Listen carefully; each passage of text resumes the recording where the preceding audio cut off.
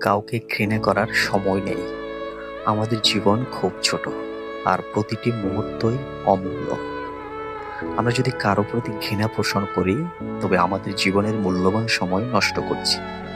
এই মূল্যবান সময় দিয়ে আমরা ভালোবাসতে পারি, কিছু শিখতে পারি, সৃজনশীল কিছু কাজ করতে পারি, কিংবা কাউকে অনুপ্রাণিত করতে পারি।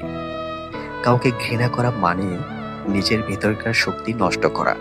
আপনি যখন কাউকে ঘৃণা করেন, তখন আপনি সেই মানুষটিকেই কষ্ট দিচ্ছেন না, বরং নিজের মানসিক শান্তি ও স্বপ্নকে নষ্ট করছেন।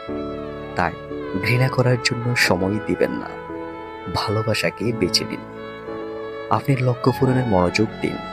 আপনি আশেপাশের মানুষকে উৎসাহ দিন, কারণ জীবন খুবই ক্ষণস্থায়ী। প্রতিদিন ঘৃণা নয়, ভালোবাসায় ভরিয়ে তুলুন আপনার জীবন, কারণ ভালোবাসাই আপনাকে বড় করবে, আর ঘৃণা আপনাকে ভেতর থেকে ছোট করে দেবে। ট্রান্সফর্ম ইউরসেলফ, নিজেকে বদলান।